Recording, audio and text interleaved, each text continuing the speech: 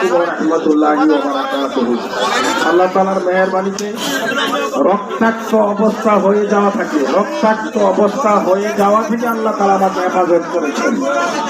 টঙ্গীর ময়দানে হেফাজত করেছেন। সচক্ষে দেখনেওয়ালা আর না দেখনেওয়ালার মধ্যে পার্থক্য তৈরিও থাকবে। বাস্তব চিত্রটা দেখাইছে আল্লাহ তাআলা আমাকে। কিভাবে দেখাইছেন?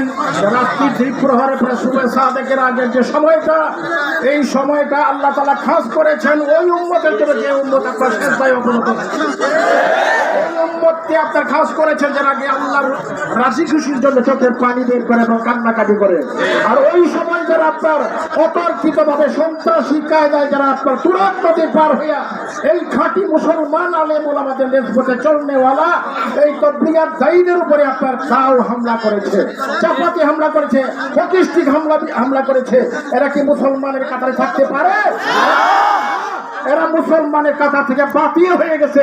এদেরকে যেখানে যে অবস্থায় পাওয়া যায়, যদি এরকম শরীয়তের ভাষায়, যদি শরীয়তের ফয়সালায় কতল হওয়ার যোগ্য হয়ে থাকে, তাহলে আলেমুল আমাদের কাছে আমার একটা আবদার, আজকে আপনারা শরীয়ত অনুযায়ী আজকে ঘোষণা দেন যে আজকে থেকে আমরা যুদ্ধের ময়দানে নামবো।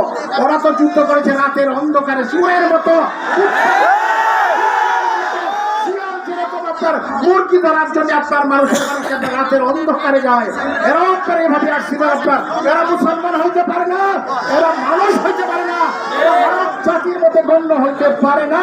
এদেরকে আপনার কতল করার ফয়সালা শরীয়তের অনুযায়ী যদি হয়ে থাকে এবং ওই উপযুক্ত হয়ে থাকে, যুদ্ধের ময়দান যুদ্ধ ঘোষণার যদি আপনার হয়ে থাকে, তাহলে মেহেরবানি করে আজকে আলেম উলামারা এই ঘোষণা দিবেন, আমরা এই যুদ্ধের ময়দানের মধ্যে আমরা ইনশাআল্লাহ নামবো। ফেরদৌস মাস্টার নামের একজন লোক আছে আপনার রাওনা ইউনিয়নের একটা শয়তান,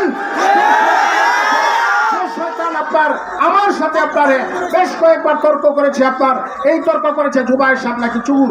আরে বেটা, যেই জুবাইর সাহেবের নেতৃত্বে তুই বেটা তবলিগ শিখছস, এই লোকের আপনার এরকম ভাবে অপবাদ দিয়েছে। এর পরিপ্রেক্ষিতে আপনার কথাবার্তা শুরু হয়েছিল, অতর্কিত ভাবে হামলা করার সিদ্ধান্ত ফাইনাল করে ফেলেছিল।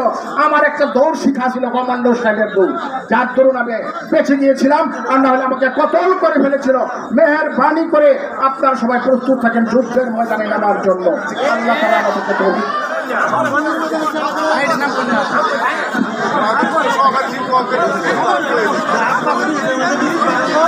যে আমরা ধৈর্য সহকারে দাঁড়াই, 5 মিনিটের ভিতরেই মিছিল ইনশাআল্লাহ বের হয়ে যাবে। আমাদের মিছিল বের হবে। এই পর্যায়ে আমাদের সম্মুখে সংক্ষিপ্ত বক্তব্য নিয়ে আসেন হযরত মাওলানা জহিরুল ইসলাম উসমানী সাহেব দামাত বারাকাতুহু।